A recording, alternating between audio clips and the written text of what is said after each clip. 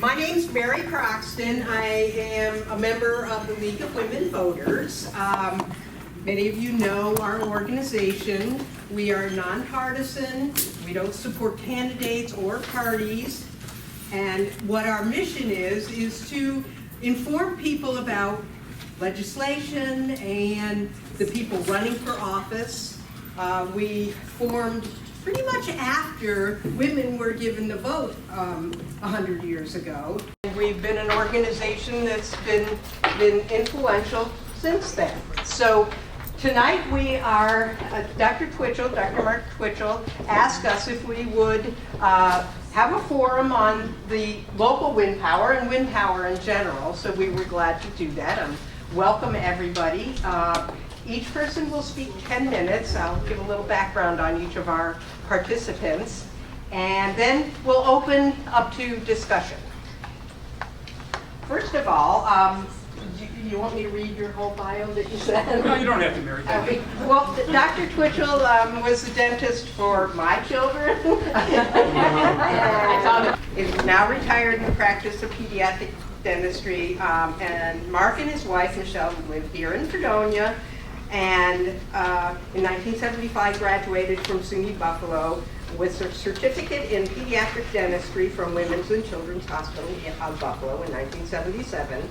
While establishing his practice in Fredonia in 1977, he and his family lived near Peck Hill, outside of Perrysburg, New York. After moving to Fredonia in 1995, the family chose to keep the property in Perrysburg for its recreational and natural resources. Mark's interest in the development of wind energy technology began in 2002 when it became apparent that the value of the Perrysburg property is subject to the same forces of wind industrialization that threatens other communities along the Chautauqua Ridge. As the development of wind farms in our county rapidly advanced, he joined the citizens group Preservation of Agricultural and Land Security, PALS.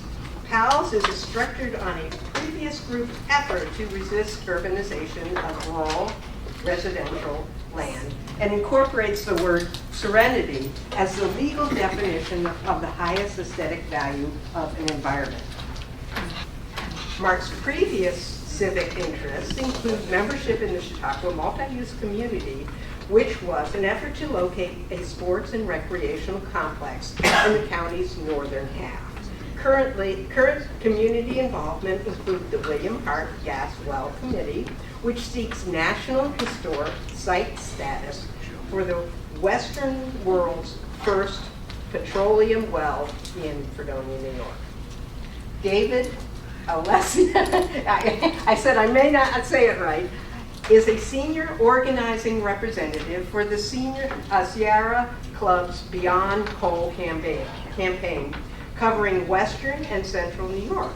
For the past 4 years, David has been leading Sierra Club's grassroots work in transitioning New York from coal to renewable energy. During this time, Sierra Club has helped secure an enforceable target of 50% renewable electricity in New York by the year 2030, as well as a commitment to phase out coal by 2020 and to scale up on land-based and offshore wind across the state.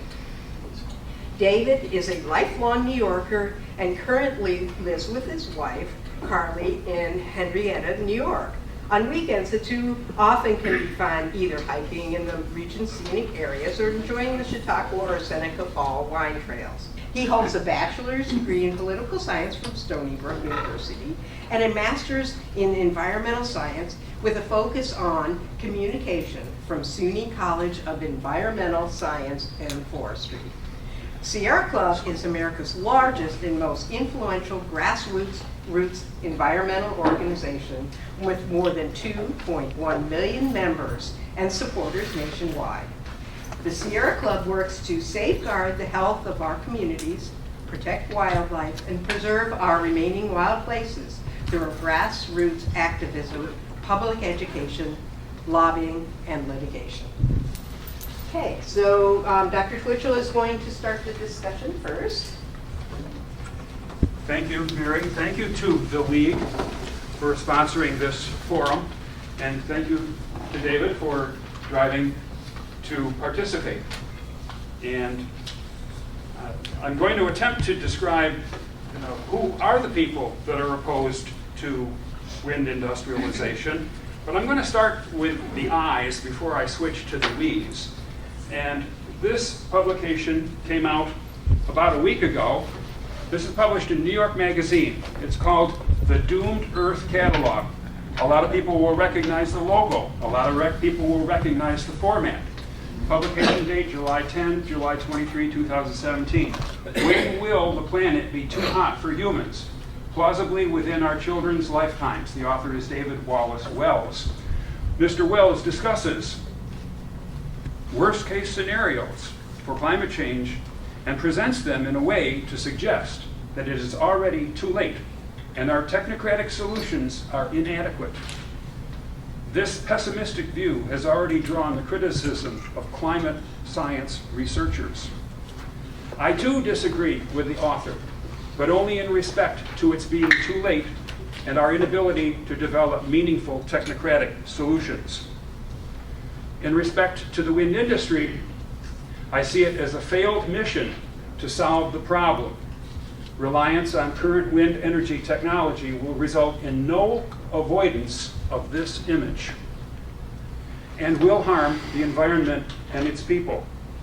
The first thing I thought of when I saw this cover was, where is my copy of the first Whole Earth catalog? And then I realized that I had given it to somebody a long time ago. So please apologize for the obviously digitalized ripoff of the cover. It says, Whole Earth Catalog, Access to Tools. Fall 1968, $5. What a bargain. What a year. You know, we had wars, we had riots, we had assassinations. The people who published this catalog were looking for a way to convey an optimistic and self-sufficient means for relating to each other and to the planet. This catalog contained positive resources for people and groups to make meaningful decisions on living in balance with each other and the planet. As they say, I'm with her. It gets real personal when people see this catalog because they remember, oh yeah, I did buy that old farmhouse. I did fix it up myself. My family and I lived there. We heard frogs in the pond at night. We heard herons croaking, flying over in the dusk. We heard coyotes howling outside. It was an education for all of us. We could use the resources that were available in this catalog to make our life more meaningful and to help us relate to our neighbors. I'm just so struck by the obvious discrepancy in these images. And to me, they represent two separate realities, a very pessimistic and dark and gloomy, hopeless portrayal, and yet, on this hand, a very positive outlook towards what we can do as individuals and people to help the planet. So, that's the I. Who are the we? Who would oppose such a worthwhile project as wind energy? And who would feel that it's not in the best interests of our society? Well, I can't speak for everybody in our group, but I can sort of divide wind industry. Now, when I say wind industry, what I mean is the wind energy developers, the manufacturers, the governmental permitting agencies, which in New York State, for example, would include the Department of Health and the Department of Environmental Conservation. When I say they, I also include the political supporters, various environmental groups, and people in Congress. So the obvious shortage of an audiovisual aid here has led me to bring my poor little images. And in order to help to visualize my presentation, which, by the way, I'm calling a separate reality in reflection of the two separate images that I just showed you, I will use the following references. Carlos Castaneda, from whom the term separate reality it comes. He was, as some will recall, an anthropologist who studied rural populations in Mexico. Daniel Patrick Moynihan, Kellyanne Conway, Al Gore, my favorite baseball manager of all time, Casey Stengel. The U.S. Tobacco Settlement, Yucca Mountain, Nevada Nuclear Waste Repository, Love Canal Homeowners Association, Tuskegee, Alabama Syphilis Study, and the War on Climate Change. Who are those opposed to the wind industry? Again, we in Chautauqua County are mostly rural residents. We feel like we are caught on the front lines in the war on climate change. Why don't we have anybody proclaiming the war on climate change? We have had the war on poverty, we've had the war on drugs, we've had the war on terror. All of these wars declared against very large abstract concepts. All of these well-meaning, but involving some unintended consequences, or if you will, collateral damage. When we attend meetings, by we, that is the local groups to which I belong, Preservation Agricultural Land Serenity, and Concerned Citizens Castaneda Wind Project. When we attend meetings at the county or the townships, we sense that we are part of a separate reality, since the facts that we present are apparently unrecognized. I cannot tell you how many times we've sat or stood before county legislative meetings, subcommittee meetings, township meetings, and had people look at us like we were from Area 51. Although Senator Moynihan is famous for noting that everyone is entitled to their own opinion, but not to their own facts.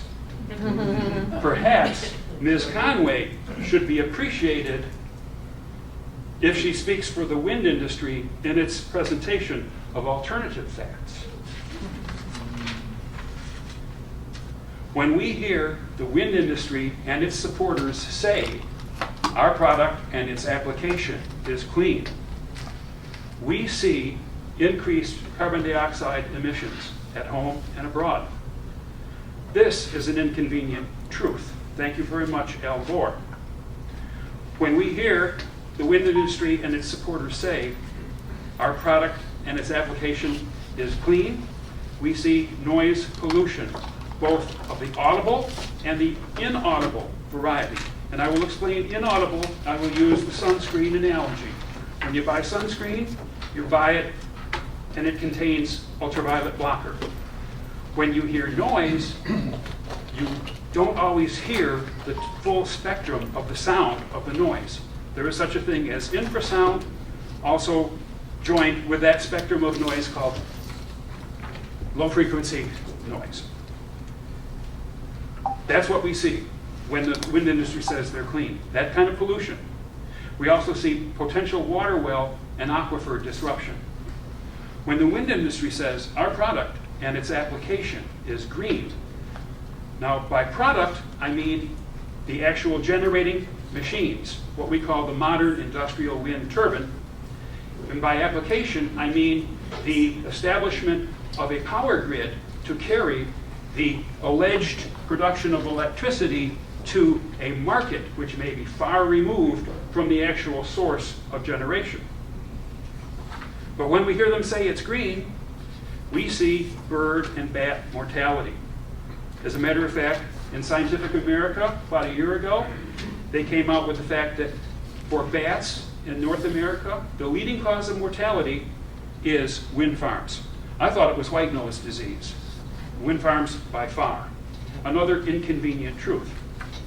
We also see, in reference to the green allegation, destruction of forest habitats and degradation of agricultural land.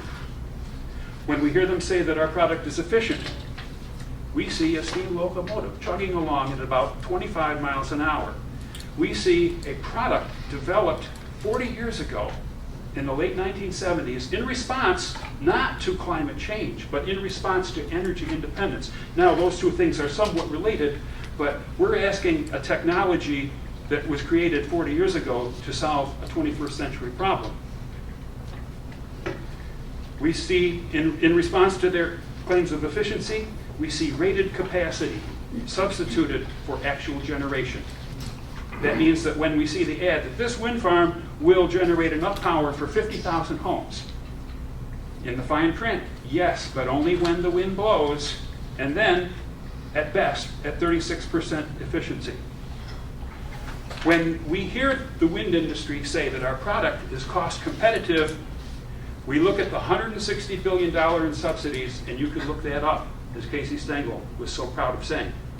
Casey loved nothing better after a ball game to hang out with the sports writers in the bar downtown. They would ask Casey, why did you pull the left-handed hitter when you had why did you pull the left-handed pitcher when you had a lefty at the plate?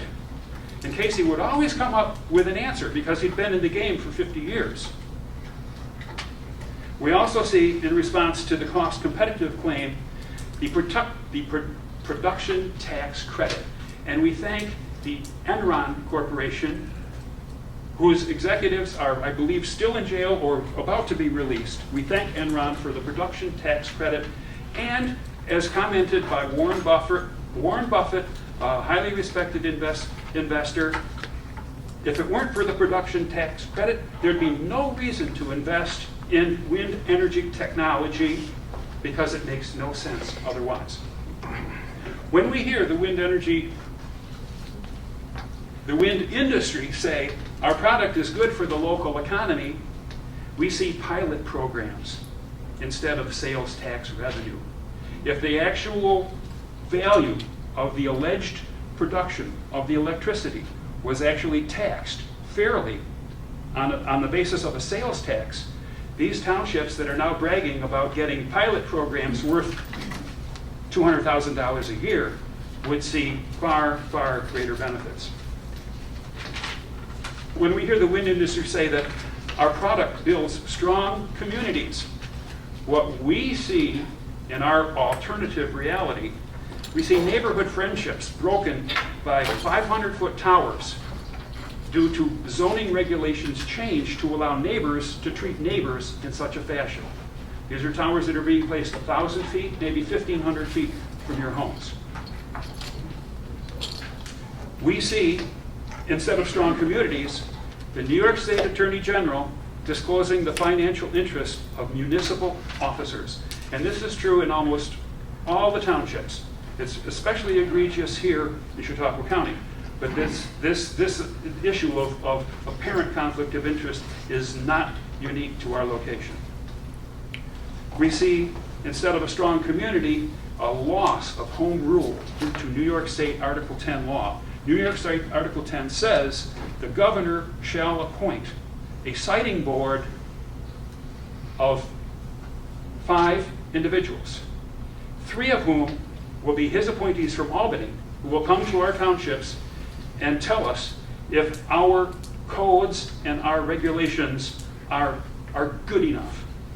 Of course, the other 2 representatives are local folks, but they don't necessarily represent the township or the municipality that is being threatened by this industrial plan. We see, instead of strong communities, loss of property values. Who would want to live next to a wind farm? It is not a matter of aesthetics, although that we cannot deny is important.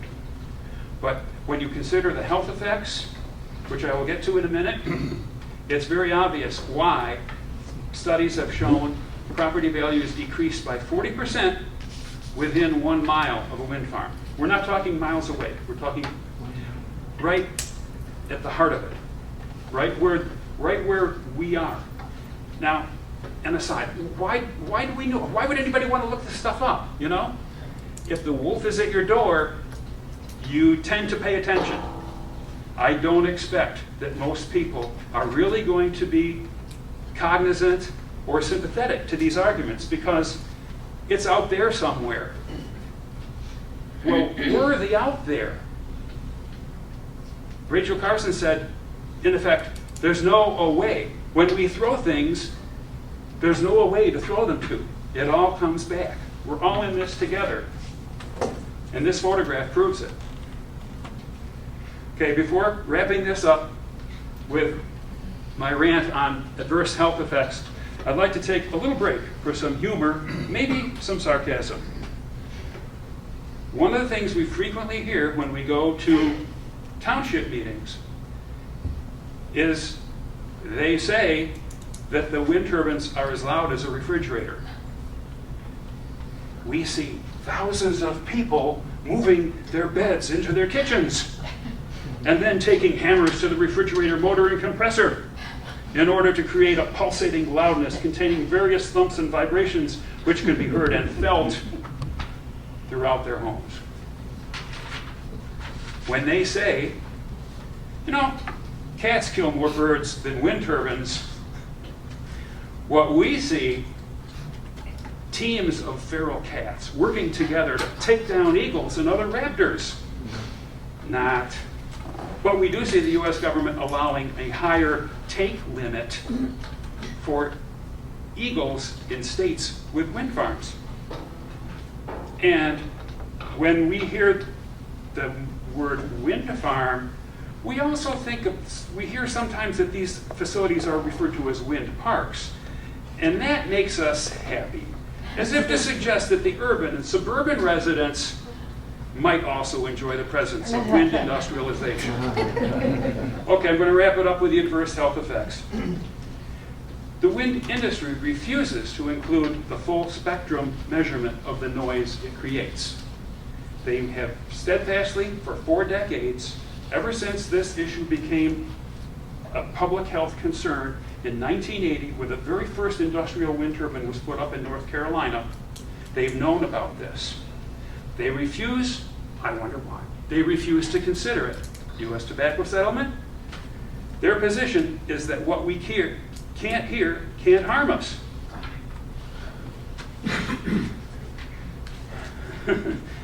From a regulatory standpoint, imagine the Environmental Protection Agency allowing a chemical factory to discharge lead, but not benzene.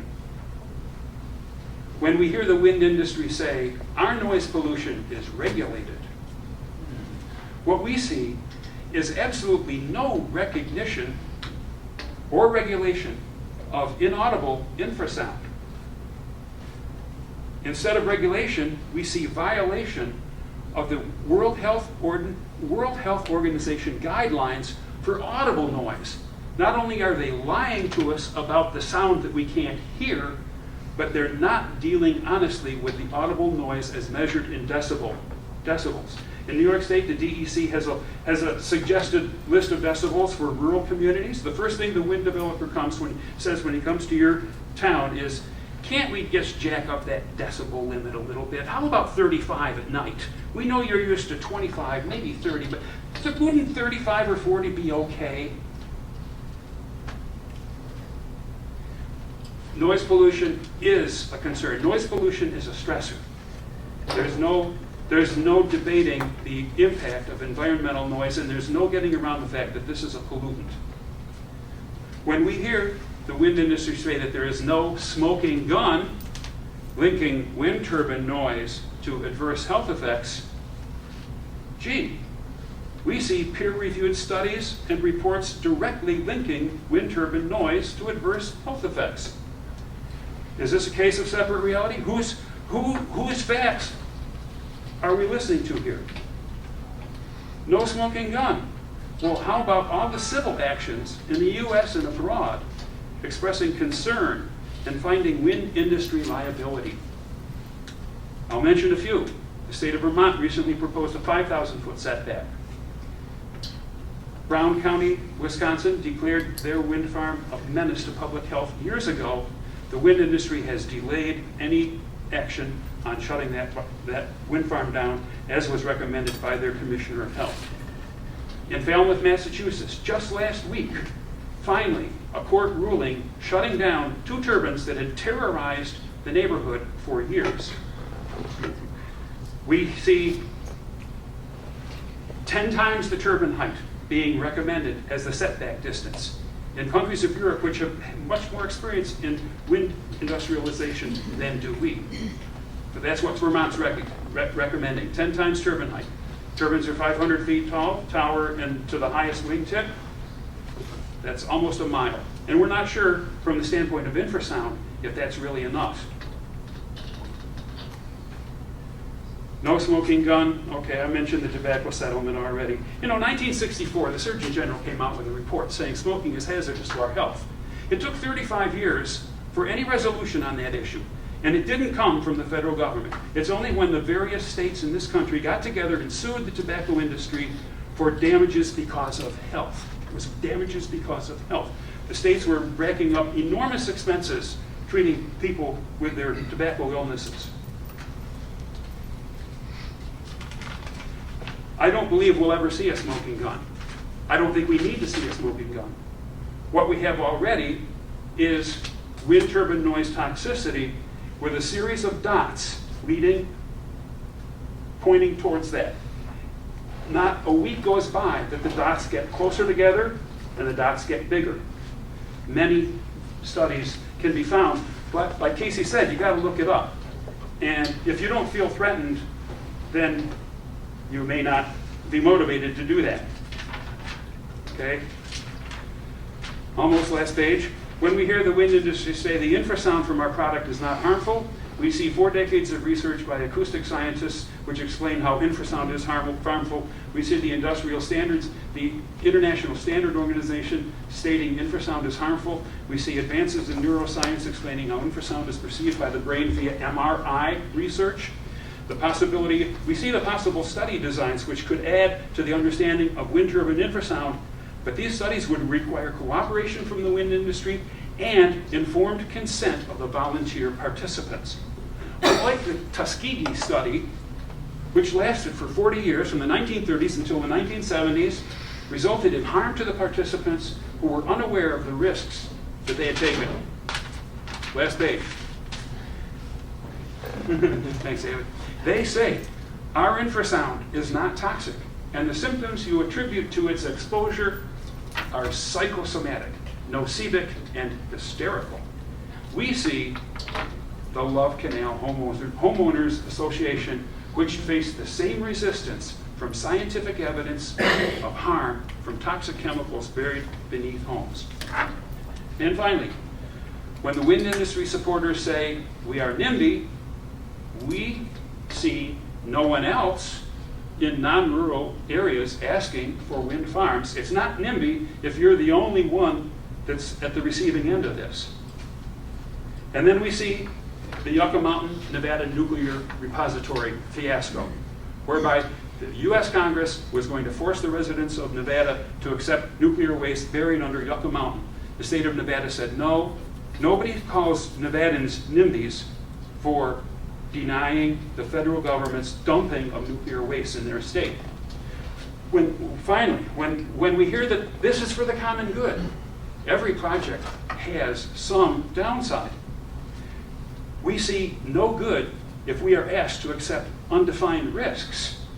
Somebody's got to live next to a power plant somewhere, but we already know the risks of nuclear. We know the risks of fossil fuels. Nobody has defined the risk of infrasound and sound and noise and sleep deprivation from these wind farms. We also say that it cannot be for the common good if there is no compensation for harm. Where is eminent domain? Why is the government not helping us? Why are we being displaced with no compensation? In short, where is the environmental justice for wind farm victims? Thank you.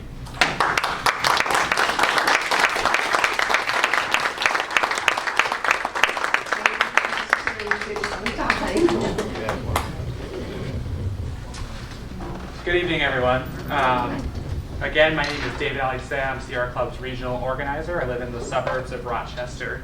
But before I get started, I kind of want to start off with who I am and why I care about this issue, why I work for the Sierra Club. And so I am, of course, concerned about climate change. That's my sort of way into environmental work.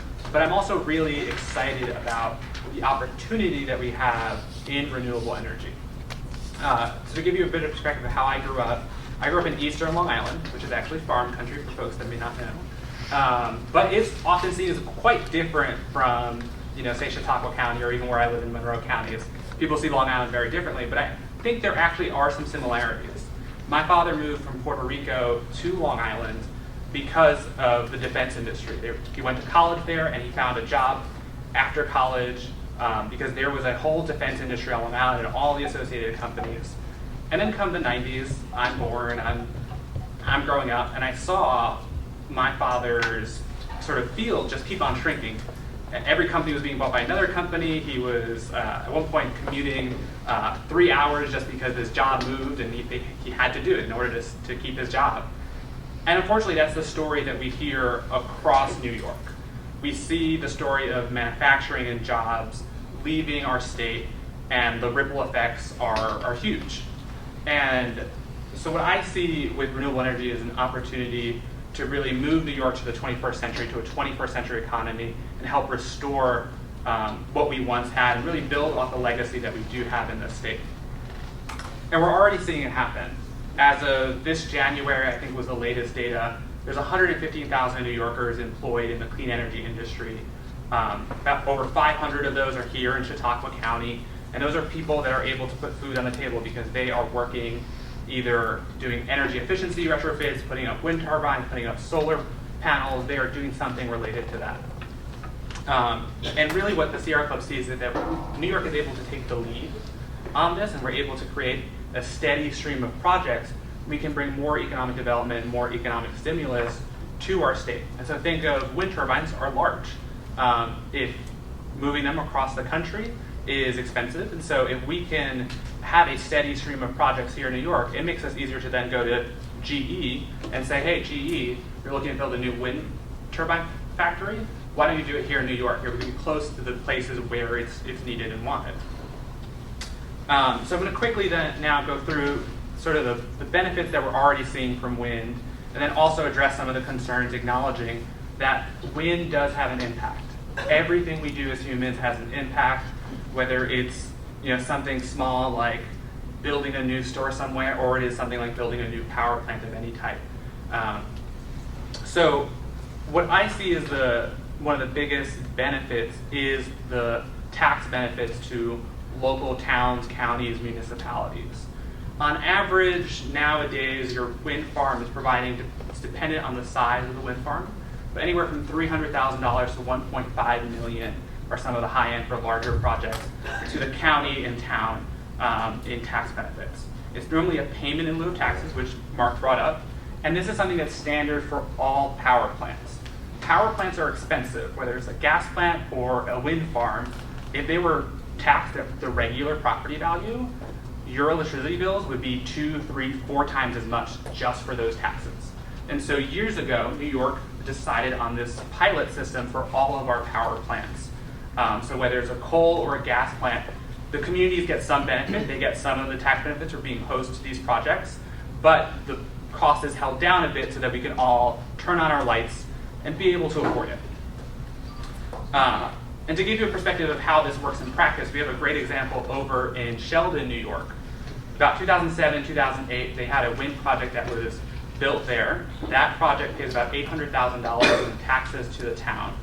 The town used to take in $600,000 in property taxes. So they're making more property taxes, and the town supervisor, being a fairly conservative guy, said, I'm going to eliminate all the town property taxes. And so no one in that town since then has been paying town property taxes, which is huge in New York. We often, I think, talk about property tax relief. What does that look like? And this is an example of how to do that. In addition, there are direct payments to individuals as well. And so landowners, often farmers, because they have a lot of land, are able to sign leases on their land that gives them a steady stream of income that they can depend on. Farming is hard. It's often subject to factors outside of your control. One bad season can really have a huge financial impact on an individual farmer. And this lease payment isn't going to make them a millionaire. They're not going to go retire in Florida with that, but it creates sort of a stable income that they can rely on and count on, and be able to sort of be a buffer when if they hit hard times. There are also many wind developers do good neighbor payments, and so there is often concern of, man, you know, the farmer down the road, he got a great deal because he has the right spot, but like here I am, I gotta look at this thing and I gotta like deal with these construction trucks going down my road. What am I getting out of it? Most wind developers will do good neighbor payments, and that is one of the things that Sierra Club is supportive of, and we advocate for in the process, that wind developers do right by the people in the community and do these. And there are also the job benefits. And so every wind project built in New York, and probably every wind project moving forward, will use local union labor. And so those are family supporting jobs. They pay a good wage. They allow people to put food on the table here in New York. And so those folks with these jobs can then spend that money on groceries, on clothing for their kids, and they're pumping that money back into our economies, having a ripple effect. And so, you may not see the benefit immediately right away personally. You may not be getting a lease payment or even a good neighbor payment, but that money is helping everyone in the region because it's just a new infusion of cash. And so that's what we see as sort of the main benefits. But we do acknowledge there are concerns. As the Sierra Club, we are, from our own members, often hear about what are the impacts of wildlife. Sierra Club is a conservation group. We care about this. It's in our core. We started out by opposing like hydro dams out in California. That's sort of in our core, is to really protect wildlife. And that is why we are often very careful about endorsing specific projects. You will rarely see Sierra Club jump out there and say, X project is great. But we think that it can be looked at within context, and with the proper studies, we can determine whether it's good or not. And so when it comes to, for example, bird deaths, wind turbines are going to have some impact. They're going to kill some birds. It's just going to happen. Birds are also killed from power plants. Anything we do has an impact. It's particularly concerning when it comes to sensitive populations. So eagles, raptors, there's not many of them. And so one bird death means a lot, has a larger impact compared to like one pigeon. And so through the process the state has set up currently, there is the opportunity for groups like Audubon and Sierra Club to weigh in, and also the ability for individuals to weigh in as just as individuals, or come together and seek intervenor funds. This is money that is put up for groups to hire experts, to hire attorneys to put a filing together and submit official paperwork, and they can comment on how these studies are done. You can decide before a study is done, what should we be looking at, how should we be doing it. The public has an opportunity to help define that. And then when the data comes out, the public has an opportunity to say, we are concerned about this, we think this is junk, we think this is good. People can intervene and have that. And the thing that Sierra Club really advocates for is to let that process play out. Let's do the research on every individual project and just determine, is this project good or bad? And there have been cases where Sierra Club has opposed a wind project, particularly in California. There have been cases where this is going to really put a strain on raptors, and that's not okay. But there have been projects that we look at the process and go, we feel pretty comfortable with this. We feel like there are mitigation measures put in place that will help minimize the impact on wildlife, and we can support, but we strongly believe that we should let that process play out. Another big question that comes up is this a viable technology? Is this going to happen long term? Like, we're going to get stuck with these rusting windmills 10 years from now, sitting on our landscape. And again, I think the context really matters. New York has set a target of getting 50% of its electricity from renewable energy by 2030. That's going to be done by every single year. Our utility company, so for example, National Grid, will have to buy more and more renewable energy. And the fact is that wind is the cheapest technology out there in terms of power generation right now at the moment in the US. And so they're going to be looking for wind. And we really do have an option. Do we build wind here in New York? Or are they just going to buy that power from Ohio or Pennsylvania or somewhere else and bring it in? So that's what we're talking about. And so there is a real demand for wind energy in the long term. And power companies normally will sign a 20-year agreement to purchase that power. In addition, you have to think of the energy market long-term and across the country. So we have an aging infrastructure. We have power plants that are 50, 60, 70 years old. And I like to use the example, it's kind of like an old car. There's some times where repairs make sense. It's, got 100,000 miles, you gotta put in like $1,000 for something. It's annoying, it's like, why do I have to pay this? But you do it. But then it reaches, 150,000 miles, and the transmission's gone, and it's gonna be, a $3,000, $5,000 repair job. And you have to think, I should probably get something new instead of pouring money into this. And that's where we're at with many of our older power plants. And so utility companies, the industry then looks at what's the best way to invest in a new power plant. And nowadays it's often either natural gas or wind. And in most cases, wind energy is coming in cheaper than the natural gas. And so that is why you're seeing more and more of the new power generation being built is wind. In states like Iowa has set a goal of 100% wind energy by 2020. Their utility is moving on that, and they plan to exceed that and then sell the power to other places like Chicago, because they see a huge benefit to this. Wind companies also have to put up funds to decommission these wind turbines, because in 20 or 30 years, guess what? There's going to be some newer kind of wind turbine or something out there, and these are going to reach their end of life like any power plant does.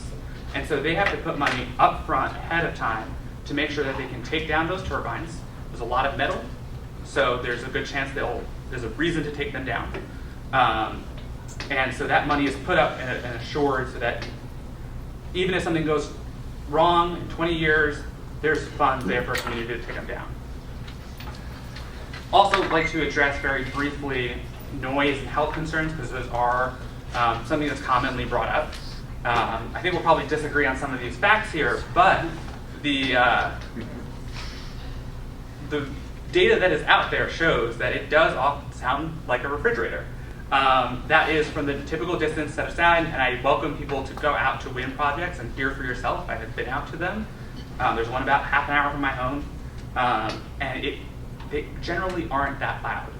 If you live close to the thruway, the project that I know near me is actually close to 390, the highway. The highway sounds louder than the wind turbines.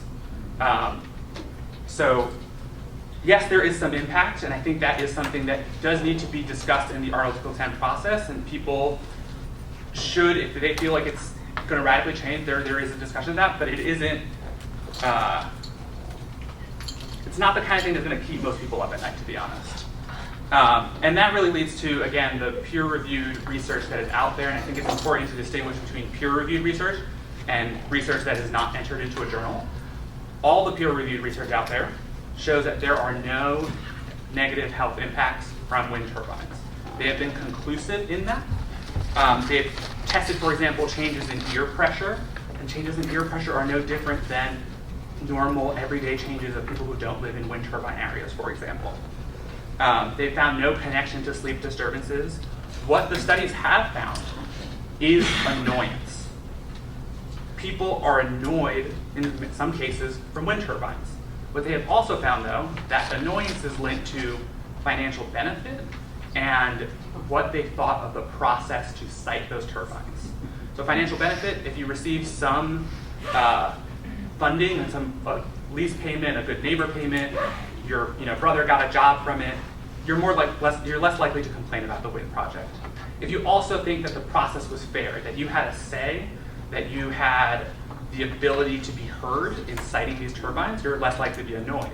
And that last part, I think, is key. Sierra Club does strongly believe that people should have a say in the process and need to feel like it is fair and transparent, and that is key to getting projects completed.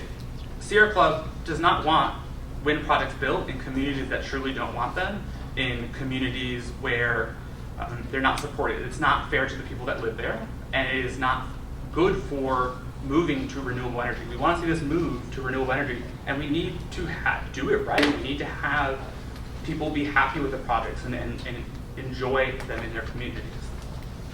And that, I think, touches on the last point I want to bring up, is that Article 10 process. And to give some context, Article 10 is a state process for all power plants over 25 megawatts, so really any substantial power generation project. And they set up this process because power generation is an issue that affects everyone wherever you are. We want to be able to turn on the lights and have electricity. It's just, we also want to have affordable electric bills. We don't want to have rolling blackouts. And so power decisions impact everyone. Building, whether it's a natural gas plant or a wind farm or a solar project here, has an impact on folks in Buffalo or folks in Binghamton. Our grid is connected and depends on it. And so we need to look at it holistically. So that is the way the Article 10 process was set up. It does allow for the governor to choose 3 of the participants on there that will make the final decision. But I will say, I think the way that we have looked at it is that the governor is really going to look to local communities. He's going to look at town supervisors and state senators and assembly members and the local population to decide if a project is going to get built or not. Because this is a governor who cares a lot about what people think of him. He has spent think of the money in the economic development programs, whether they're good or bad, not going to weigh in on that one. He has spent on Western New York because he didn't do well here in his previous elections. He is going to be very cautious in moving a project forward that he thinks is contentious. When, I think if you think of a lot of the major battles, like anti-fracking movement, he was always like, where's the public? Like, I'm not going to take a position until like I feel like there's enough cover or I get enough pressure to do something. And I think it's going to be very much the same with these projects. And there's the opportunity for people to weigh in and move their decision makers. And we encourage that as a Sierra Club. We think it's good that people are engaged, even if I disagree with some of the people and some of the arguments they're making engaged. It's good that people are speaking up and getting involved, because this is how we do develop projects that have strong community support. So that's sort of my brief comments, and I think we'll pass it off to Mary to handle the discussion.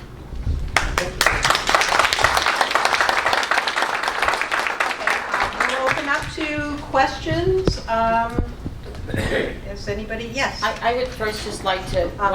When you ask the question, if you have somebody that you want to address. I would like to address David. Okay. Okay. David mentioned here about the town of Sheldon, New York, which I'm familiar with that. The town of Sheldon has since come out in opposition, and I'm looking at a letter right now from a town councilor who has likened his deal with doing the wind project there with making a deal with the devil. I would compare my relationship with the wind developer to a relationship with the devil himself. This town is hopelessly divided. Landowners hosting turbines are even questioning whether they have made the correct choice. I'm not going to read this whole thing, okay? But we've seen this, the group that I'm with here tonight, with the concerned citizens, we've seen this over and over again. And even though I hear you saying, David, that we shouldn't consider each project to be independent, and we need to have peer review. Every time we bring up peer review, it doesn't agree with what the ALJs are telling us. They're deciding who is peer reviewed, even though we have people, Punch and James, and we have a guy from the Water Conservancy who is the bat expert, Jonathan Townsend. And every time we bring somebody into the whole thing to supposedly help make good decisions, we're shot down. And when you tell me that our governor is like, it sounds like Governor Cuomo is more worried about getting elected than doing the right thing. I'm sorry, that's what it sounded like to me. We are right now going through, there's hearings right now in the town of Sinclairville, in the village of Sinclairville. I haven't been able to go to it. They've been poorly attended. I work. Many of the people in this room, I'm not sure if they work or not, but many of us could not go because we work, we have jobs. They're held in the middle of the day. And then on top of it, yesterday they went out and they had secret meetings. So things are being done surreptitiously behind our back. We did not have a choice with this. There was no public vote. Some towns, yes, they put things to public votes. The towns here, town of Cherry Creek, town of Charlotte, Stockton, none of them, the town of Arkwright, there was no public vote. In fact, people are still finding out about this. As I get out and about in the community, I'm working during the summer and my whole life changed, I'm still talking to people and they don't even know that this is happening. So it sounds like Governor Cuomo is not really paying attention to us. And I'm really worried and concerned that what's happening right now in Sinclairville, listening to the people who've been able to attend, that they're just doing this to placate us and go, oh, we'll just go through the process. And they're just going to slam dunk us anyways with this stuff. We don't want this here. And you just said you live in the suburbs. So you're not gonna be bothered by this. I don't live in the suburbs. She doesn't live in the suburbs. She doesn't live in the suburbs. These folks don't. They're gonna have them towering over them. We went up to horse trails, the people that have a horse farm up on Rood Road. Those folks are just finding out about this stuff. They're gonna be 400, 500 feet from the equestrian trails. Chautauqua County has the 2020 program that they started in 2011 that a lot of money and planning has gone into with horse trails and hunting and fishing and all this sort of thing. And they put these things right on top of where people are gonna be recreating. And they're trying to promote the county as a recreational zone. These do not fit with the recreation zone. And there is evidence that shows that when there is a recreation area that have these turbines, people stop coming. They don't come from Henrietta or the suburbs of Syracuse or Rochester or Buffalo to come out here and to have their campsite, boom, boom, boom, boom, boom. You know, nobody wants to be around it, and then we're expected to live with it. Because I'm gonna have them in view of my property. I've lived there for 30 years. I thought I was gonna retire there. A lot of us in this room thought we were gonna retire on our land. And Governor Cuomo needs to listen to the people who live here. This is not right. Thank you. So, thank you. Yeah. Wait, Oh, okay. Just to, I think, respond, I think one of the things, there are people who are going to have different opinions on this. So when you say the town of Sheldon has come out against it, it's important to know, I've spoken with the town supervisor there within the past year or so. He's still very supportive of the project. And so I think that there are, I think you can almost in every community find someone opposed to something. And so not to discount or minimize him, but I think it's very easy to find an opponent that doesn't speak for the entire town, just like a town supervisor doesn't speak for the entire town. I think it is very hard to gauge where does an entire community fall on this issue. And I think one of the other points I think in terms of being heard in the process, and I think this is a common concern amongst the Sierra Club and many of our environmental partners on a lot of issues. Like we often complain of like, why did they do a daytime hearing? That's a pain that like no one who isn't retired can go to this. That is like a fair concern, and I think that is something that we can agree that should be pushed, that they should do evening hearings. There are opportunities to submit public comments, and we should be pushing both the developers and the state to really do community outreach so people are aware of these projects. Like that is key, and I think we agree there. And I'm not going to sit here and say every developer does that right. I think some do it better than others, and that is something that I hope that you continue raising. And I think that we're with you on that one. But then the final thing I think I would like to push back upon is this idea that wind turbines are incompatible with recreation and people coming to visit. You know, so my in-laws live in Madison County, not too far away from the Fenner Wind Farm. And my brother-in-law is 20 years old, college student, sort of your very typical college student, just sort of in the summer, you know, spends his evenings out just driving around with friends kind of thing. And one of the things they do all the time is drive up to the wind turbines to check them out because they think they're cool. They enjoy hanging out there. And there are people from Syracuse that go out there to do it. They actually have built a small little like wind, it's not quite a museum, but sort of like interactive place where people can come and visit and check out and do. And so there are ways to do this smart that's compatible with what a community wants. David, come on, really. Don't put him down. You've David, got your David, opinion. Wait, please. David, we're talking about going out and visiting them as opposed to living them. You're like placating this whole thing. You said that no one wanted to visit them, so I was responding to that specific. Visiting them and living with them are two separate things, but there is evidence, though. There are many studies that have been done by several universities that they've proven that people do not want to be around these. And you're trying to placate it and make it look like, oh, they're beautiful and they're majestic. And he drives out to it. He's not living next to them. He's not having to go to sleep every night and listening to thumping and flicker effect and shadow. You put up a 500-foot turbine, David. Do you know what a shadow is from a 500-foot turbine? It's 4 to 5 times where it's placed with the sun. So that means that anybody down sun from that is going to get it either when the sun is setting or the sun is coming up. So to say that your brother goes out there, I don't know what they're smoking out there, but well, let's go out and watch the blades spin around. But really, seriously, we're talking about living with them on a daily basis. And when somebody lives in the suburbs, they're going to go out and watch the turbines. I mean, I'm sorry, it just doesn't make any sense. I think, thank you very much. Yes. Damien with the Observer, you mentioned that the Sierra Club is concerned about what the community say, and they won't build a project in a community that doesn't want it. What's the criterion for deciding whether the community wants it? So I will say, I think that, and again, caution, the Article 10 process is very new. And so we have reason to be surprised. I think many people are of the belief, including myself, that the governor is going to really listen to what people say about these projects because he is concerned with his appearance in communities. Is there a criteria for what community support is? No, I think it's really hard to gauge community support. I think like you said, there are, absent even a vote, you have to wonder, if you do a vote on it, how many people are going to come out and actually vote? 20, 30, 40, 50%? So like, what do the other people care? It's very hard to gauge public support. I think they'll try and read the tea leaves and figure that out, but is there some kind of, maybe someone has a suggestion on how you gauge that? I don't know what the answer would be to that. Well, I have a couple questions. One, I wanted to just make, I know that you must be frustrated, but you all did have a private meeting with our federal representative, or you were offered that at a town meeting. I was right there when he offered it to you.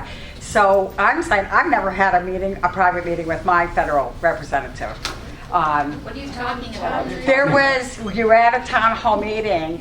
You were the one speaking, and he said, call my office. Okay, so you had your private meeting. Powers, the town and the state are the ones that make these decisions. I know, but They have nothing to do with it. I know, but you said it at a federal town hall meeting, and he offered a private meeting with you. Who is he? And We had Representative Reed, and what I'm just saying is, so when you say that, I'm saying that for my concerns, I've never had, I'm just countering. Tom Reed never responded to any of our comments at all, to any of our... He publicly said he would have a private meeting with you. If you're calling him a liar, I'd like you to say that. We had a meeting with him. Okay. It has nothing to do with wind sighting. Could I say something? I'm not done. Oh, I'm sorry. I wasn't done. I was really asking my questions, but I just was making that comment because I wanted everyone to know. But I would like the citations from you, Mark, because when you cited the increase in carbon dioxide, I immediately went on here and found a study, the most comprehensive study from Spain that said that is absolutely not true. And I could read it to you. On the birds and the bats, I know for a fact that there's not more birds killed by the turbines than there are by nuclear power plants. And I take this from exactly. I took a course from one of the leading experts in the whole country, Dr. Ali from Penn State, on energy, and that was one of the things there. I also looked up here on the bats. There's a very simple solution. It's turning the turbine things. So there's solutions. I really would like a list, if anyone can give it to me, from what you cited, because I'm not finding them. And I would like the citations. I'll read any study. But we do need to, it's not a pro thing. We have to address this climate issue. And if you don't want wind, come on, let's come up with some other solutions there, quickly. Something. Do you Thank know you very much. Yes. who James Lovelock is? He was the founder of the Green Movement. He was an alarmist. He now says he thinks wind is silly. He said that we really do not know what the climate is doing. He thought we'd be underwater and totally fried by now. There are a lot of scientists that have defected from the IPCC saying that they think it could be solar related, the solar flares, the ocean vents are releasing a lot of CO2. So the jury, you keep hearing that the jury is in, that there's 97% of the scientists agree with the climate change. And of course the climate's always changing, and I'm still researching my own. I don't know, but if our Earth is warming because of CO2 issues, then wind and solar at the renewable industrial scale level is not going to help mitigate CO2 levels, if that truly is causing climate changing, that's going to destroy the earth. I have many studies, if you'd like to see these. Just the Washington Post just said, turns out wind and solar have a secret friend, natural gas. Studies from around the world, 6 countries have been studying this. They have found that we will need more fossil fuel, fast ramping natural gas plants. I have talked to the NYSO, the New York State grid operators. They said the same thing. We're going to need more, what do they call it? Baseload generation, which is gas in New York State. We're going to need more.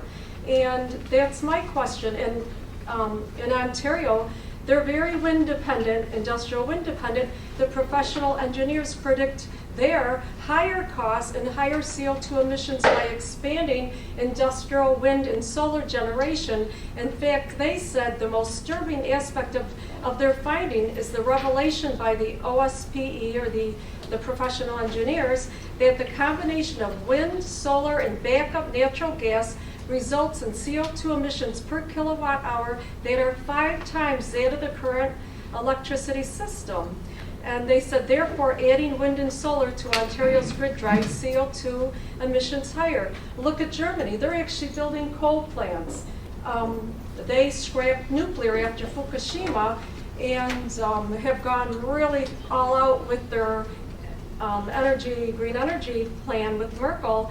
And they have energy poverty now. Industry is leaving. They are building coal plants, and so their CO2 emissions are on the rise. There's all these other studies, analysis by a Kenneth Richard. Does energy analysis. He says adding more solar, wind power increases dependence on fossil fuels, doubles CO2 emissions. The European Commission has found the same thing. I mean, I can look at study after study. I have these if you'd like to look. The Los Angeles Times, the same thing. Excuse me, could you pass those over? I mean, I don't know if anybody else wants them, sure would But want them. could I just add one more thing? I'm in some of us are members of the Concerned Citizens of Castaneda. We're going through the Article 10 process right now. And, you know, you're citing these health studies. I just want you to be aware, we have state mandates that are required to the 50% renewables by 2030, which even the NYSO said was unrealistic. We need 1,000 more miles of transmission lines on top of what's already in development. Arkwright project can't even go forward right now because they can't connect to the grid. We're all backed up, and I'm losing my thought right here, but I just don't see it working, and you know, it's not going to work in New York State to decrease our fossil fuel use. These plants, these 3 projects in our county will take up 100,000 acres of forest. I was out there with the DEC today through the process of the state agencies. They're all here, and they're going to, for our project alone in Castaneda, 137 acres of forest are going to be cleared. And I just can't even tell you how heartbreaking they're going to be, putting them right near the equestrian trails, Cockaigne, across the slopes, you know, on the hilltop across from Cockaigne. And did you know that the electric being sold isn't even going to New York? We're not going to get renewable credits. It's all going to New England. We don't even really need it right now, the generation. I believe in efficiency, conservation, small-scale, home-scale renewables, I think are the way to go. Why destroy the environment? That's what I don't understand. You sound like you're working for the wind company, and I don't mean that disrespectfully, but it's not all about the economy. Did you know that they claim, our wind project claims we're going to get all these jobs? They're coming from out of the county. They're coming from Steuben County. Temporary jobs, and they estimate we'll get 2 permanent jobs here. Okay, I'm going to limit. Sorry, That's I could okay. go on and on. Did you want to say? Yeah, I have a couple of remarks, I think, in response. I don't think I'm going to cover everything because there's a lot in there. But in terms of the question I've heard a couple of times is, you know, is this going to make a difference in our electric generation and CO2 emissions and the climate and everything? And so I think it is important to note that we're not going to wake up tomorrow and suddenly be 100% wind powered. That's not, we understand that's not going to happen. Our grid is in a place where it needs, regardless of renewable energy, needs a lot of updates. People and manufacturing have shifted and changed. And so there is and transmission lines are old. Often transmission lines have to be replaced. So things need to get updated and upgrades need to be done on the grid regardless of renewable energy. What we have seen is in states like Texas is about 30% wind and solar, like pretty much all the time, and has actually gone up to places where to days where it's 100% renewable powered. Iowa has a goal. Costa Rica has been powered by renewables for, I believe they went on a 90-day streak. And so I think you're right in saying that we cannot shift to 100% all the time tomorrow, but with a mixture of wind and solar of different sizes in different places, with efficiency, battery storage, we can get there over the long term. This is a place to start, and we will get to that point. And then I think on the last piece that you brought up in terms of job benefits, I will say I think we do need to be spending more time to think about how we can link people in high school and right after high school to these jobs so that we can get the benefits everywhere. More work needs to be done there, and the state is putting funding into workforce development through our community colleges, so there's opportunities for everyone. And we also need to work on getting the manufacturing here, and that will be, I think, the long-term base of jobs beyond construction, is the solar and wind manufacturing. We need to attract those. And so I'm with you in terms of, one project on its own isn't going to change our economy wholesale. Yes. She had her hand up first. Hi, I'm Jill Casey. I live in OBrien, where we're getting a wind farm, and my husband and I are not getting turbines on our property. But I think that as influencers of the process, and thank you, League, for bringing the conversation to the community, and for you gentlemen as influencers of how this goes forward, I think there's a couple fundamental flaws in how this has rolled out so far in our community. The first is you started with economics, so I'll start with economics. As a former Sierra Club member, I'm concerned that the leadoff argument was the leadoff defense is economics on it, because there is no required economic impact study as part of the review process. And I think we would benefit from that. So if the data that you all presented is assumed to be accurate, then there's a decrease in property value for a limited payment to the host community. And we have to find where that balance is, right? So for those of us that potentially lose property value, the one-time or short-term payments to our community may in fact not make up for the loss of property values and therefore revenue received to the school, the town, the county. And we don't measure that as part of the process to permit the projects, and we absolutely should. It's going to be critical. It's critical personally to economic development to the landowners, right? The biggest source of revenue in our county is our tax dollars. And if we are losing tax dollars as a result of decreased property values, that is long term. That's not a short term hit. That's going to be for the rest of the sustainability of the wind turbines before they're decommissioned. So that's critical, and it's not part of the process. And hopefully you can help influence that and make it part of it. The second part it is public participation.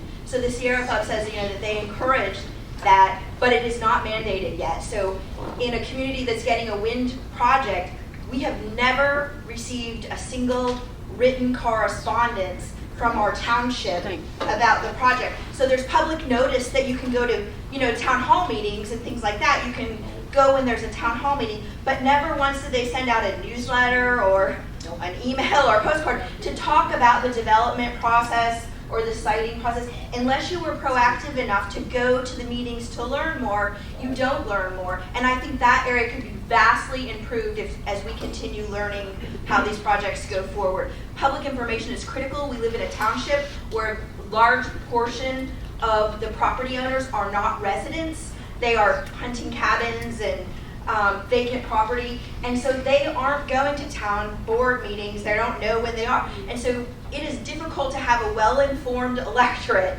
and well-informed citizenry to understand the complexities of a giant project like this without the local government taking the lead in helping educate the citizenry. And that is absent, completely absent in doing it. And to complicate that, the conflict of interest issues that came up, we should not permit attorneys to represent the townships, the wind developers, the elected officials. That there's just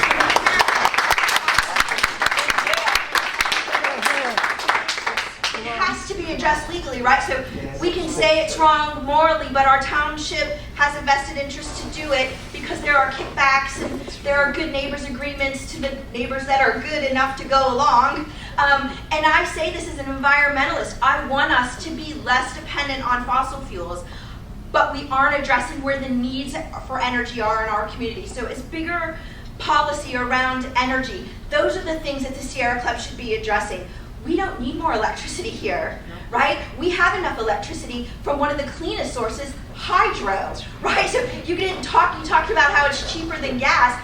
We have Niagara Falls generating hydroelectricity at levels much greater than this region needs, that we are fortunate enough to be able to ship it out. We shouldn't have to bear all of the burden of electricity production and energy production here for the other parts of the state that need it. Our energy policy should be locally driven. If we need more electricity downstate, we should generate more downstate. It's cheaper, it's better for the grid, it's greener. And hopefully the Sierra Club will take that on as their issue so that we get smarter about this, and that if we're going to continue to stumble through developing other local energy projects, we do it smarter. It has been completely clumsy. It has driven divisiveness in the community. Was one of the things that Dr. Twitchell said. It is sad to see how neighbors are frustrated with one another. No one wants their neighbor to not benefit from something, but not at the cost and expense of the rest of the neighborhood. And that's exactly what's happened in Arkwright, unfortunately, as we go forward with it. So there's so many lessons to be learned, and I hope that the League and the Sierra Club and the concerned citizens will take all of those lessons to make sure that the rest of Chautauqua County and Western New York learns from them. Beautiful. Thank you. Hey, I'm a board member for Villanova, and from the day I got to be a board member, I wanted to do the right thing for all the people. So I wanted to take everything, and I wanted to vote. I wanted to fight. I wanted everybody in the township to be notified. I asked that wind company 3 times to notify everybody by mailers. Oh yeah, we'll do it. Didn't happen. 2 times, didn't happen. 1, never happened. They don't want nobody to know that ain't pro. That's all there is to it. And then you say your taxes go down. When our host agreement came up, I pled. I said, please, let's at least put 65% of the money towards the taxes, 35% of the money towards the highway department. They said, yeah, we can do that, but every board that comes in here can do whatever they want. If they don't, if we want a new truck this year, no taxes, to hell with the people. The only people that make out are the people that have it on their property. That's the only people that make out. And when you say it's the cheap air, wind is the most expensive. Somebody's got to buy that electric. National Grid is forced to buy it at the cost that they have to pay. When it comes time to paying the cost, whatever it doesn't equal, we pick it up. When they come in there and have to put new lines in there because they can't accommodate the power, we pick it up at our electric bills. That's where that comes from. These things are 500 foot tall. It came into the rest area the other day. One propeller, 240 feet long. They got halfway across New York and said, guess what? We can't make the turns no more. We got to stop this guy. Who's paying all this money? Who's paying every single people, starting from Mr. Como up there, and I work for him, I'm a New York State employee also, Mr. Como up there. If you ask, who pays all these things that we're going through right now? All these lawyers, all this siting board, all these politicians. Who's paying all this for this? We are. There's billions of dollars. Subsidized. Billions. For fossil fuel subsidies too. Without Move on, yes, sir. Okay. I was on the planning board in Arkwright, New York, back when this initial project was proposed. And all of us on the planning board, there were 5 of us, were for this project. And as we investigated this, we found that it was half as costly to do conservation. And all the other issues that people are bringing out here were something that we discussed back in 73, or 2003. So we began writing a law that basically brought all these things out. But among the things that I see right now that are really important is, you're talking about money. Jill Casey back there actually brought out a very important point. You're way off on the money because there's more damages created that are going to be solved by your 200,000 pilot agreements. But in other areas of grave concern is water. The studies that have been done in the town of Arkwright are cursory and misleading. It is very easy to disprove what they are saying. They're saying that there's no shallow water. But all you had to do is get out, do some basic research, and you would find that as you drove up Route 83 and made a turn onto Route 79, there were many houses that couldn't get water deep, and they had to rely on springs. You're not factoring in the value of that water to all those residents in that community. There's also the secret agreements that people are bringing out. This is a grave injustice in a democracy. And the Sierra Club basically should be representing a conservative conservation point of view. I think you are gravely misinformed, that you should do some further research, do due diligence. My wife has questions about sound, and she's been involved in this since I wasn't. 12 years of research. Right. So Can I respond a little bit? go ahead. I think it's come up a couple of times of why I focus on the economics, and one of the things, like someone earlier wasn't sure about climate change, and so I didn't come from necessarily an environmental perspective of why we need to do this for the environment. I strongly believe in that. When I talk to many Sierra Club members, if it's a Sierra Club meeting, that is generally the focus. But in a large audience, I know that most people in this room would like the economy to be better. I think that's a shared feeling that almost every American feels. We want our communities to be strong and vibrant economically, and so that is why I've chosen to focus on that. And so it's not to ignore all the other issues, but it's something that I think makes sense to most people. Thank you. Yeah, go ahead. I watched a video on the Sierra Club, Michael Byrne, the president, and he said, "We will resist, we will build, and we will win," were his 3 statements. And I think all that's great if the Sierra Club could support the resistance of our townships in demanding adequate setbacks. I think that the whole setback issue would make many of our towns inhospitable to wind turbines. Rural America, rural residential is so ripe for the picking because we, are living apart from each other. We don't talk to each other all the time. So I do believe that the Sierra Club can be an advocate as well as building, and build only when the town's best interests for all residents are considered. And I think Mark has brought that out with the sound issues, with the water issues. So, and then we will win in replacing coal with solar and wind. But everything I've heard is that even if wind is maximized, it would never account to more than 5% of our energy needs. At least that's the numbers I've read. I do not believe wind is an accessible energy source because it is shipped out of our region. It can't be stored, and I logically can't understand how decimating a natural resource, putting the water at peril and the residency for the sake of some kilowatts that supposedly can run 600 houses, which makes it seem like the energy is coming right to our houses, and it's not. When you talk to people, they think that we're getting the energy. Oh, you're so lucky, you're going to have wind power, and it's like, no, it's getting sold out of the region. and it's not stored. And the grid cannot handle that much, as we found out in Arkwright. And when the weather is at its worst and demand is highest, the wind turbines don't go because it's too windy. And then when it's hot and humid and the air is still and we all need air conditioning, the wind turbines don't go. So you're still going to have rolling brownouts because this isn't going to help. And my other thing that I wanted to say is that stepping up our nation's efforts towards efficiency and conservation would definitely lower the demands for energy, but yet we don't see our government, we don't see too many tax incentives to do that. In fact, most of us put the hot water blanket around our water heater and the coils around our pipes, and then we find out 2 years later now we can get money back for it, but we did it before it was in style.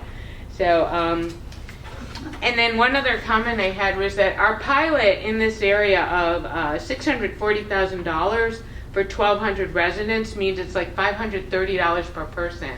And given the infrastructure and everything that's going to be stressed by the wind, I don't think we're going to come out with any lower taxes at all. I do believe that it was a deal that was really poorly made, and I know, we didn't make the deal, we can't go back on it, but given that we only have 1,200 people in our community, at least when I wrote this a few years ago, that's not very many people for a wind turbine, industry or a town supervisor to write a personal letter or a phone call or an answer or a message on the answering machine to. But as other people have said, nobody knows about it in parts of our community. You still talk to people.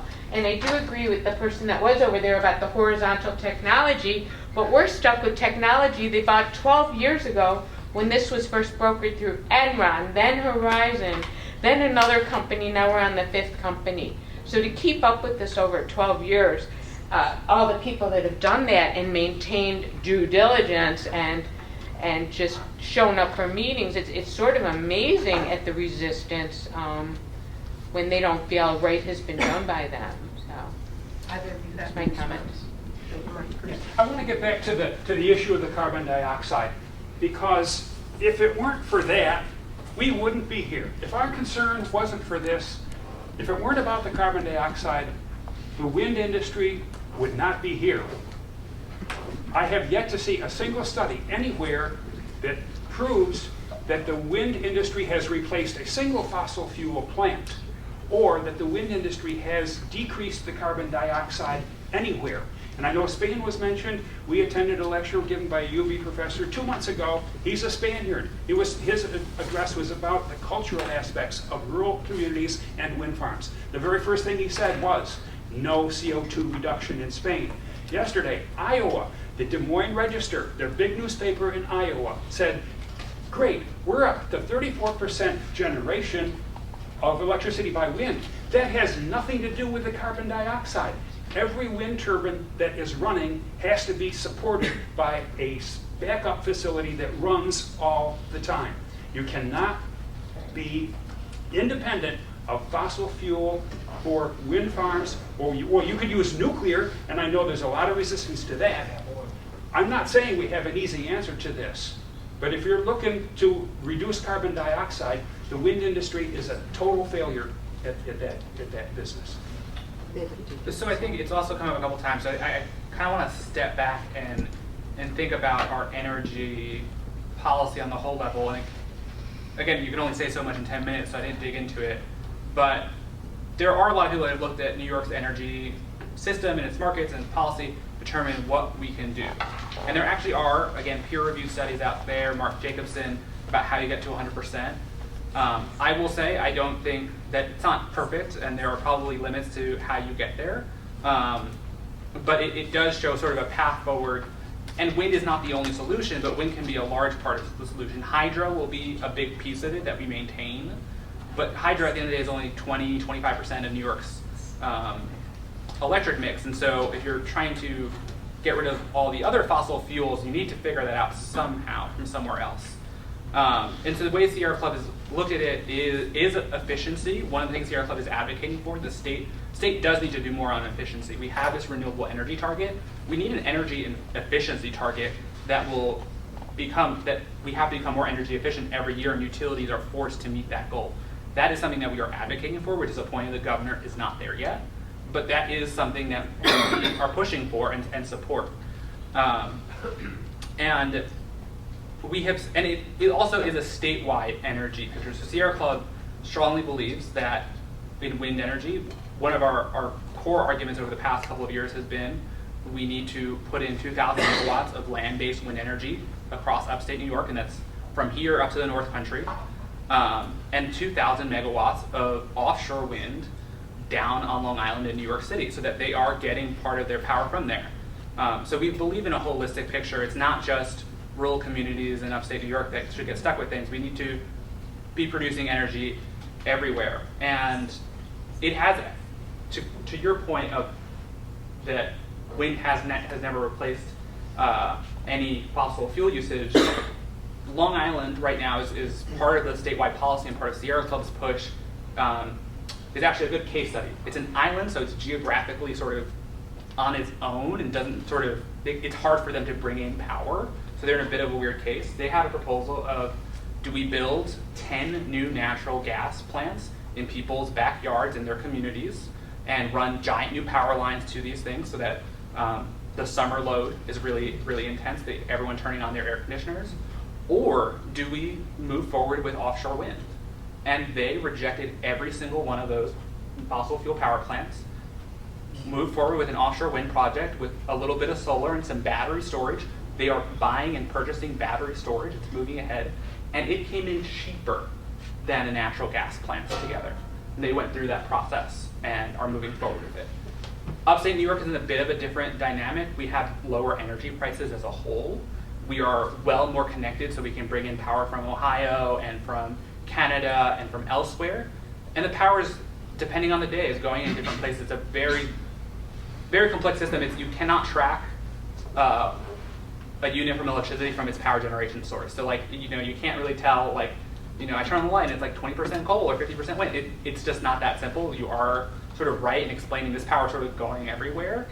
But as we move more and more renewable energy online, more and more of our power will come from it. We're going to wrap up in a moment. Anybody who would like to speak, I'm going to give you 1 minute. Yes, sir. I'd like to thank both of you. Very interesting. I just have a quick question. We have property. We could probably put one up if we wanted to, and we know neighbors that have property, and they could if they wanted to, most likely. But I'm hearing different things about health issues. Yes, maybe health issues, maybe not. You can adjust. What if we had one put up and some of us had health issues? How would we go about removing it, and how long would it take to remove it? If the question is decommissioning, the answer is there is no viable decommissioning plan. The wind developer sets aside a certain amount of money, which is at the start insufficient to remove one of these monsters.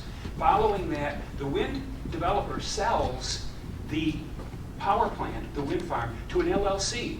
And that LLC signs to another LLC. By the time you get down to 5 or 6 ownerships, the decommissioning fund suddenly is not there. Who took the money? Nobody knows. You can't follow that money. There is no realistic decommissioning plan for a wind farm that I know of anywhere. And I think what I will say that It's not true. is, first of all, the LLC piece, unfortunately, and this is somewhat annoying. This happens with all power plants. There's a coal plant I've been working on recently, and there's like a shell of 5 LLCs. It is annoying, I will grant you that much. I think the important thing is that the leases, when people sign them, should be good. And I think there needs to be more public education from the state's part on this, because I don't think it's as well known as it should be. But someone comes down, gives you a lease to sign to lease your land for a wind turbine. You have the right for them to pay a lawyer of your choosing to review that lease and determine, is this fair? Is this good? What are my outs? What are my legal options? Because I wouldn't know what to do with that contract. I imagine most people don't. In addition, people have the ability to band together with other landowners to negotiate a lease together, and they should be doing that. We strongly advocate for that because you're more likely to get higher payments, you're more likely to get a better contract, and the attorney, again, can get paid by the wind developer and the attorney of your choosing on your behalf. And it's really important that people know that, and the state should be doing a better option. But it is something I often do tell our members who are in these communities about. But once it's up and there's health issues, how does it get removed? The only way to avoid the health issues from the noise pollution from a wind turbine is to move farther away from the wind turbine. And That is the something only that solution. you- something that David didn't mention though too, is that once you sign that lease contract, even if you tell the turbine company, I don't want the turbine there because it's gonna bother my neighbors, you don't even have the permission to do that. They are gonna do whatever they want to with your land, you basically signed off on it, and they will do whatever they want with your property. And if it affects your neighbor next to you, and you feel bad about it, it doesn't matter, you signed off on it. You have no rights on your property anymore, you're basically signing over all your rights. But I think it's Yes, sir. Yes, sir. You mentioned, David, the question of how you resolve this. And we were in Attica just recently, and Attica, which is on Wyoming County, the issue was brought up before their board, and they decided that the public should be involved in this. So they sent out a questionnaire. 75% said no.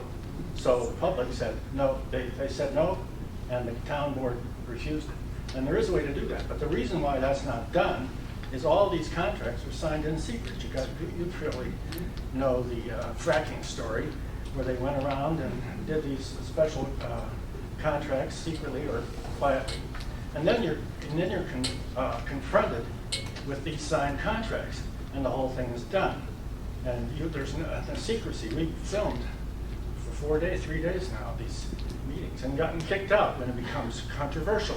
We go outside, and we don't know what they're going to say. They don't talk about bats or other things like this, the reconstruction, the construction, the deconstruction of those turbines. They weren't allowed to talk about it in public, and we know that they don't have the money for it. But another question I have for you, David, is the governor's program, 50/30, is predicated on the notion, and I'd like to get your assessment of this, that CO2 is a poison, a pollutant. Do you believe that CO2, a trace gas, is a pollutant? Yes, the Sierra Club does believe that CO2 is a pollutant, as well as the EPA. And The EPA is changing on this, you might know. We have a new president, and he's dropped this whole thing of Obama declaring CO2 as a pollutant. And then 98% of scientists and the entire global community within the Paris Agreement. Well, that's really subject to a lot of question. But I have a question for you directly on that: is how is CO2 heating the planet? Yeah, it is. I feel like I can point you to the sources. I'm not going to engage in a science lesson. I'll take the Republican line. I'm not a scientist. But the science is fairly well established. I'm sure that you have read it actually answering this question. I feel like. Well, the science I've read, it says it's not a pollutant. It's absolutely necessary for plant growth. And the more CO2 you've got, the more plant growth you've got. It's not a poison. The whole thing is predicated on CO2 being a pollutant and pushing people into wind and solar, whereas other energies are much cheaper and safer in effect. I just had a quick question for Dr. Twitchell, and it was during your initial presentation you talked about infrasound and the health effects, and I was just curious to know specifically what are the health effects of infrasound? Is it neurological? Is there physical effects? What are those?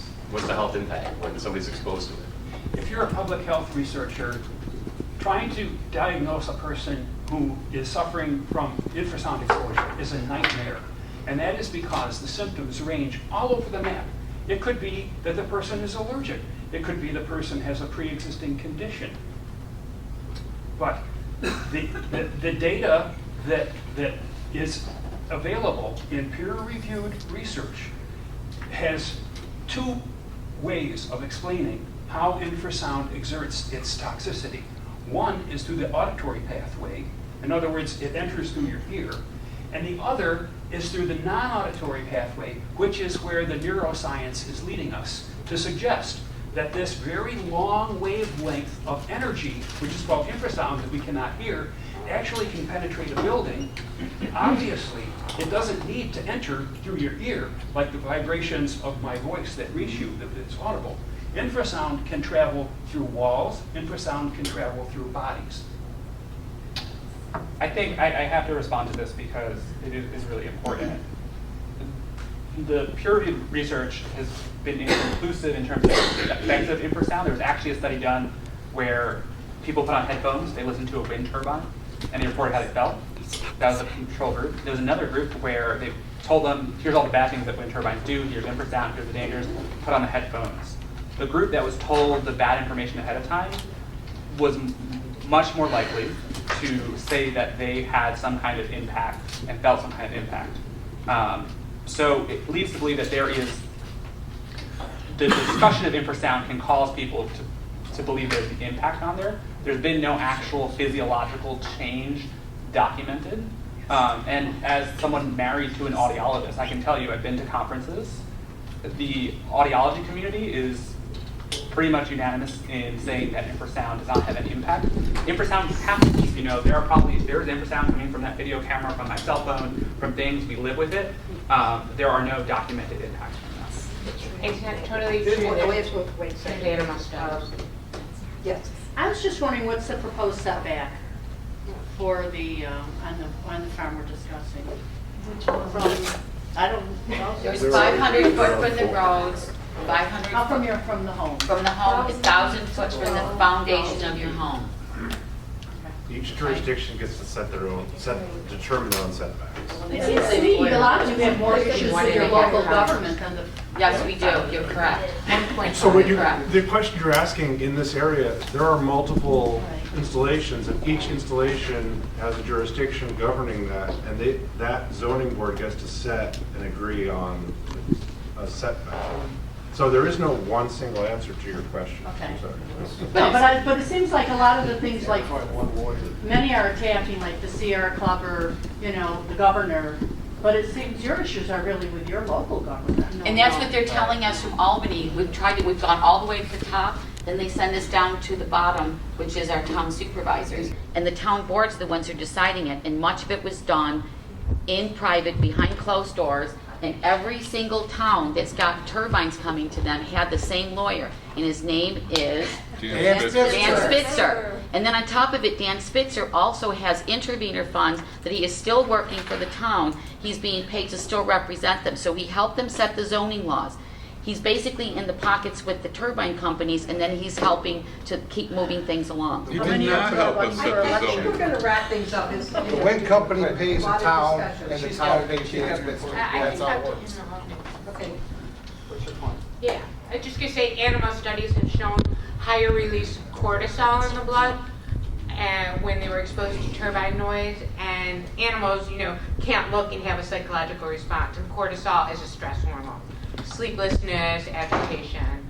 And the research coming out now from, I think, University of St. Louis, Washington University in St. Louis, all has to do with the inner ear fluids and feelings of vertigo. If anyone's ever had vertigo, which a lot of people have, it can occur because it's vibration. You don't hear anything, but all of a sudden you don't know why, you just feel lousy. So that's the latest sound. And I do have references on that if you want them to, on peer-reviewed research for sound. Okay? All right. One more time. Thank you. One more thing. When they say they're green, each turbine has 400 gallons of oil in it, and each turbine takes a minimum of 1,000 truckloads to build it, from the gravel to the concrete to hauling it themselves, and that doesn't count all. That's one turbine, and we're getting hundreds of something. There's probably a lot of noise in that, isn't there? One turbine. Just for the trucks, I mean, that's. Over 1,000 truckloads between the concrete and the gravel and hauling it themselves. You know, I'm the supervisor in Cherry Creek, and I just want to make one comment. There's a lot of intelligent people here, and you've been giving us a lot of intelligent input. Are you on your town board? What? You are. One thing and you don't want it, and you voted it in. I was the one that said no, but anyhow, you and me have a bunch of whole big giant books. They're huge books. Sir, we're not here to do that, okay? If You want to do that on a local basis, that's great. It just has to be balanced here, okay? I thank both of you for your,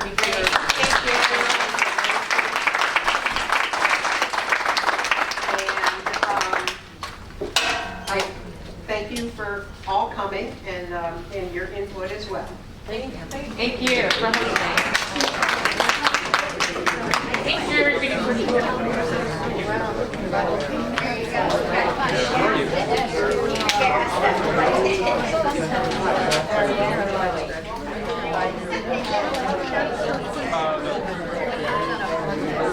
Yeah. So it's really not at the